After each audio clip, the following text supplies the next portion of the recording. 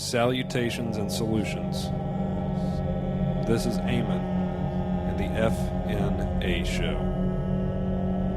I would like to welcome you all to fna18-the Squirrel. I saved a squirrel's life Saturday. Normally I would not be proud of this, but there you have it, the truth.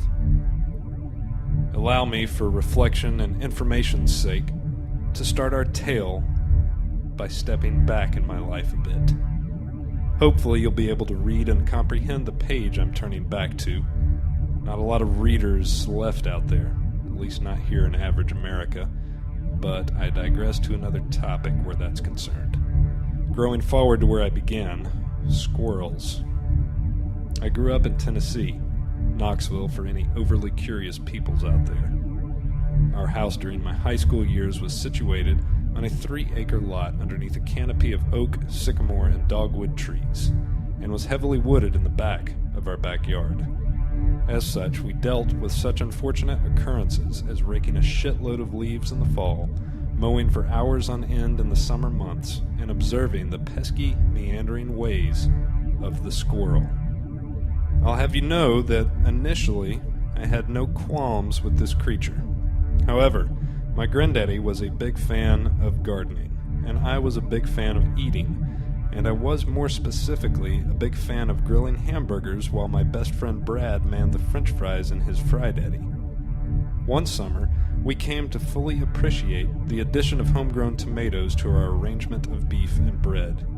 It was at this point that I became acutely aware of the content of my granddaddy's commentary of the garden. In his evening debriefings over the dinner table, he reviewed always the growth or lack of growth evident in the green bean, okra, lettuce, squash, pepper, and of course, the tomato plants. In addition, the revitalizing process of watering and nourishing was explained, as well as a recap of the day's weather and the next day's forecast.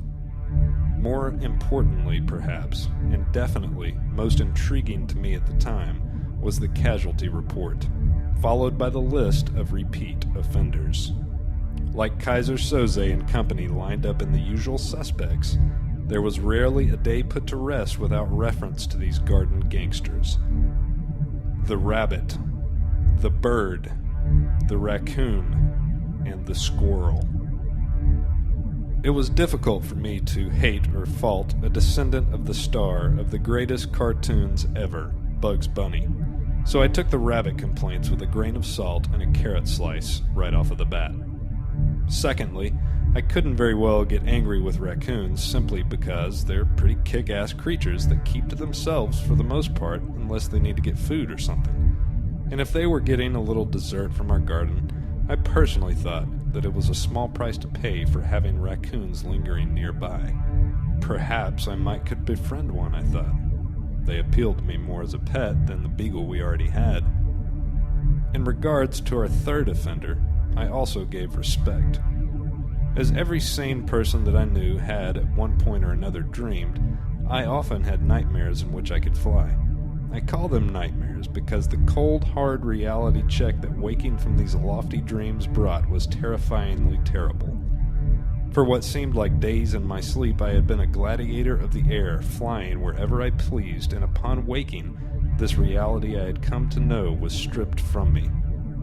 Especially those nights where the fantasy was so vivid that I could feel the weightlessness that soaring over the ground far below provided. Taking this brutal truth into account, a soft spot opened in my heart for birds. Through a lukewarm and shifting wall of irritation, pride for these creatures sank into me like quicksand, and I congratulated them on conquering the skies. Perhaps hatred would have taken over that space inside of me had I dwelt on the issue of flight and the jealousy it threatened to bring out in me, but that did not occur, and as a result, it was impossible for me to fault these navigators of the clouds for going anywhere they damn well pleased and partaking in a bit of the land dwellers' food.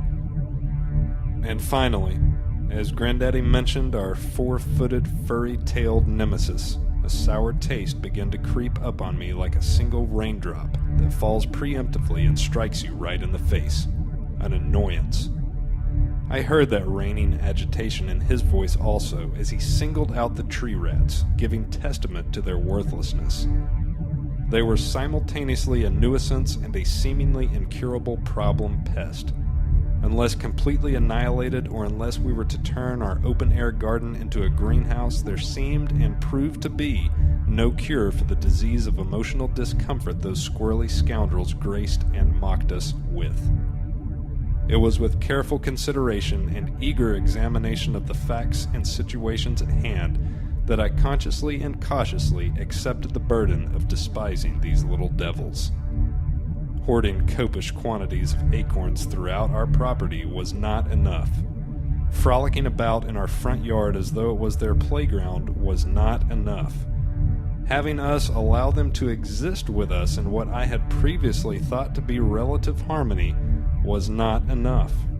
They had to fuck with us. They had to scurry through my granddaddy's garden and screw with the fruits of his labor in the vile attempt to starve our family. Cut off their food supply, I'm sure is what they thought.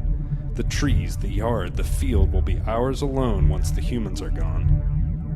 This was obviously an effort in vain, with the garden being to us a mere supplement to the stockpile from the stores of grocery. But they knew no better, being the dumbasses that I believed them to be. The real dagger twist to my stomach was the stark understanding that while the squirrel roamed unchecked, the supply of tomatoes would never be a certainty, and that as the days went by we would never harvest the full amount that we would have been able to in a squirrel-free world. To define full amount for you, that is the quantity of tomatoes after the rabbit, the raccoon, the bird, and natural causes had all claimed their own, and whose quality was deserving of capture and consumption. This was firstly a crushing blow to my taste buds, having been subjected already to the less than average red items in the produce departments labeled tomato. I had become a victim to true taste, that syndrome where it is astonishingly apparent how shitty something is once you've tasted how incredible it could have been, and the delicious potential that its kind holds. To settle for mediocre is a travesty when you realize that brilliance is possible. And secondly, just as I saw I would be at fault in eating anything but our juicy homegrown tomatoes while I had the opportunity, I realized I would be more deeply in the wrong were I not to attempt to save all the plants I could from the squirrel's assault. Again, I resolved to pardon the trinity of acceptable plant pickers so long as they continued to live up to the standards that had been carved out for them, from clouds to cartoons to the shadows in between. It was with fierce zeal and desperate determination that Brad and I armed ourselves with pellet rifles and began the hunt. Knowing that communication for squirrels consisted of frantically chasing one another's tails up and down tree trunks and chirping booty calls toward one another, we set out boldly to spread the message of resistance one by one to as many as possible. They would never pass this information throughout their entire staggering population. It was our task and burden. And so it was that we set off on the quest laid before us. The advantage of the squirrel's stupidity and the product of their inbreeding was that all they did was run around aimlessly, and when they weren't sprinting back and forth between trees, they were hiding out of sight and out of reach. Our prey was at best a quick, elusive, and unpredictable moving target. As we traversed the neighborhood seeking possible roadkills, this attribute of dexterity and speed assisted many would-be victims to an astonishing degree. We were only able to run over one during our many tours of duty. All in all, our objective to rid our surroundings completely of its unwanted aliens was not even close to being met. In fact, we failed horrendously in one particular mission, which began when a rabid squirrel scared my mother with stranger and more erratic behavior than normal. She had sent us out with the task of destroying it. However, even in rabid retardation, he was able to elude us amidst the woods on our neighbor's property. But we were working toward an ideal, a model of perfection, an excerpt of excellence. And just as failure was sure to be our reward, the impossibility of our quest was necessary to motivate us to make a difference and strive towards something greater than ourselves, a squirrel-free world, or at least a squirrel-free neighborhood. Long has this been my outlook on life, and long has this been my perspective on the battle between humans' mediocre existence and the squirrel's petty annoyances. I made that grievous choice to fight the impossible, and have reaped a bittersweet satisfaction from it ever since those fateful tomatoey days of summer. I have been given no solid reason to back down from my Alamo-ish stand of resistance to the acceptance of these fuzzball critters, until I faltered in my resolve on Saturday, September 29th, 2007. To preface the tale of the 29th, let us begin on Friday. My roommate John has 2 cats, Lewis and Spoon. They can be quite the uncoachable pests themselves, and I have, with a slight air of distaste, simply had to put up with them for much of the time that I've been forced to interact with them. Well, on Friday, Lewis killed a baby squirrel.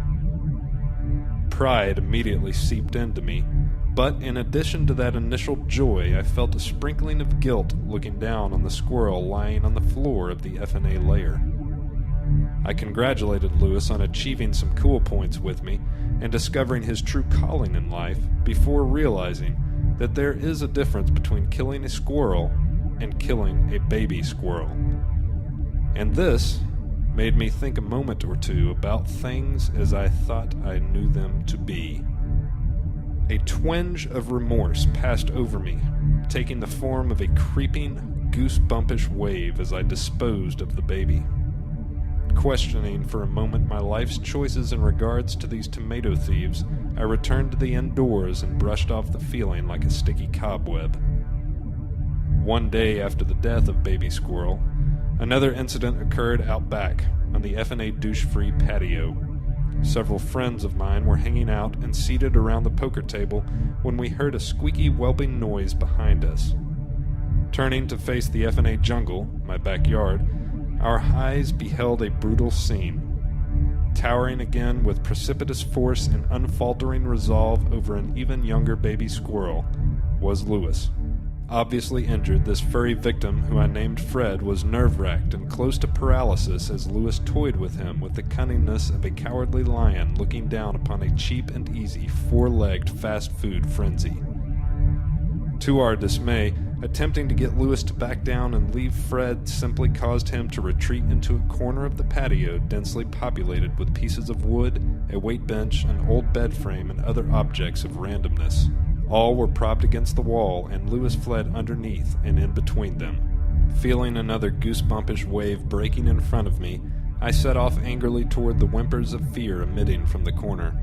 Swiftly ridding the area of Lewis first, I proceeded to move aside the debris, searching for the source of the sounds of sadness. Knowing Fred would not understand what was happening in his shocked state, I was forced to pick him up by his tail with help from Multi-Tool and carry him to the edge of our property before committing his survival to luck by setting him down on the other side of the chain-link fence. The injuries he sustained did not appear to be mortal as he wobbled off among the fallen leaves, his wheezing replaced with the light crackling the tree parts made under his feet. He was not yet old and weighty enough to make much rustling, but pausing for a brief moment, I heard the soft sounds of movement, reminiscent of Rice Krispies and milk, and hoped he had the strength to make it to safety. Questioning again my hatred by choice of these creatures, I returned to the day's activities. By evening, I had left the fields of squirrel thought and moved on from the unfortunate incidents of the day. This complacent attitude toward the issue at hand was interrupted around 1 a.m. My neighbor Hannah and I were sitting out in the FNA patio again when I heard the familiar sound of an injured animal squeaking up at us. Turning to the boundary line between patio and jungle, I was more than surprised to see Fred again, limping of his own accord back to the site of his near crucifixion. Understanding that this was greater than and certainly not equal to coincidence, I cast aside my prejudice. I threw down my envy of the choice tomatoes that I'd missed out on, those red, juicy, and perfect ones that Fred's ancestors had ruined. I stepped on the memories of annoyances and disappointments I felt toward the creation and existence of these creatures. Like the humble conclusion of a wildfire, I smothered the last smoldering flames of discord that had for years held me in a tedious trance of twisted perception. Looking down on Fred, I could tell that a curious weave of confusion and pain had brought him back here. Unable to climb safely into his home far above us, he returned in the hope of the possibility of encountering an ally on the ground, here where his life had been saved once that day already. Still, though, there was an uncertainty of his march back to the patio evident in his timid responses as I approached him. Feeling as though I could amend my misconception of the squirrel by helping this one, I reached out in a cautious and lopsided attempt at a miniature high five before correcting course and aiming instead for a friendly pat on his back. Lunging forth with all the strength he could muster, and out of startled fear I cannot blame him for, Fred sought to sever my hand from my body, unable to see me clearly as his one-time rescuer through half-shut eyes. Shaken for a split second, I reevaluated how I might help, not blaming his natural instincts for seeking to spill blood other than his own on this day of battle. Allowing him to meander through the room in the hopes that familiarity with his surroundings might soften his fear of extinction, I stepped back and watched him hobble around as he allowed only 3 of his legs to support his 8-ounce fuzzy frame. While Hannah spoke words of adornment that only females can come up with and get away with repeating 50 times, I moved in again and offered Fred the crumbling remains of a Cheez-It that I had broken into squirrel-sized bites. Being fresh out of acorns, I was not surprised when he paid no attention to the orange crumbs or to the Cheetos Hannah tossed for him. I began to suspect a punctured lung as well as a broken leg from his cat skirmish in the afternoon as I examined the difficulty that breathing caused him. It was during the particularly strenuous breaths he drew that the involuntary wheezing would occur. Still laboring with the determination of a hunter across the brick floor, Fred was, I began to believe, searching for a place to rest with some small degree of comfort. Also, and with grief I think, he was quickly realizing that though he was now safely among friends, he would find no comfort on our barren sea of cold hard brick and concrete. Still, he grudgingly sought a bed and a home away from the trees, having spent the last of his reservoir of energy trekking back to the douche-free patio.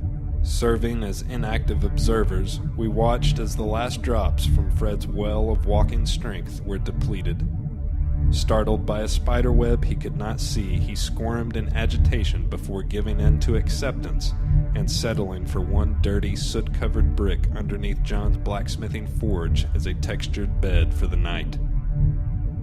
Unwilling to stand by in indifference, I put on a glove in case trust had not yet been built enough and he flipped out on me, and began telling Fred that I would take him to a more comfortable spot in his own habitat. It took a good 10 minutes of coaxing and slow movements before I convinced him to stop worrying and come to love the glove, as Kubrick might once have said placed in my position. It was evident that trusting me was no longer choice, but a necessity, as Fred struggled to find the remnants of his second wind and with its energy crawl forward little by slowly onto my outstretched hand. Finally comprehending the alliance between us, and with considerable effort and several more minutes of faltering movement, he sat quietly in my palm. Finding the comfort he had sought on the ground in the padding of my glove, he shut his eyes as he allowed me to shift the last of his body onto my hand. Determined not to startle him again, I stayed in that spot with my hand still on the ground for a few more minutes. Braving movement, I then raised him slowly up, 6 inches, 1 foot, 2 feet off the ground, still with no reaction apart from painful breaths lifting his sides while he slept. After 15 feet of walking, 3/4 of the way to the base of a tree, Fred began tossing in his sleep. Perhaps he unconsciously felt his tail swaying in the open air, and his mind forced him to leave his comfortable slumber. Worried he would fall if he moved too suddenly and too much, I lowered him to the ground again, hoping that to feel the blades of grass around him, he might be assured of my helpful intentions. After a few more minutes of readjustment and a mental battle of trust, he again became still and prepared for what was coming. Hiking the final few feet of our quest trail, I knelt down at the base of a tree any squirrel acrobat would appreciate. Carefully setting him down in the most comfortable spot I could find, I attempted to withdraw, and was surprised again when Fred did not wish to relinquish his bed and grip on the glove. Confused, but also understanding his motives, I struggled for a few moments trying to slide my hand out without bothering him any further. Sadly, as I had much difficulty with this, Fred realized my efforts were in vain and released his grip, allowing my hand freedom from an outdoor night's sleep beside him. Curling up on the soft earth and carving out his spot to dream away the wars of his day, he fell swiftly to sleep in a matter of moments, still exerting more effort than one should have to in order to breathe. Before I retired later, I left John a note saying not to let the cats out before I checked on Fred in the morning. I knew before I got out of bed Sunday what I would find at the base of the tree. Showering woke me, and still I knew. As I neared the tree, I spotted half of what I had hoped for, Fred's gray and white outline between tree and grass. The second half, his life, had gone peacefully with the night. After washing off some of the insects already prowling around him, I laid him to rest in a cell phone box in the company of some of the reminders of his life. A pine cone, a leaf, a prickly thing from a tree in my front yard, and of course, an acorn. Fred. World's first and possibly only coachable squirrel. Rest in peace, little departed one. Penning these words inside his casket, I purposely singled him out among his fellows, giving honor to the epiphany he had helped me to experience. I knew that there were surely others like him, and after sealing his T-Mobile mobile tomb with packing tape, I resolved to keep an open mind toward squirrels in the light of these few days of humble significance.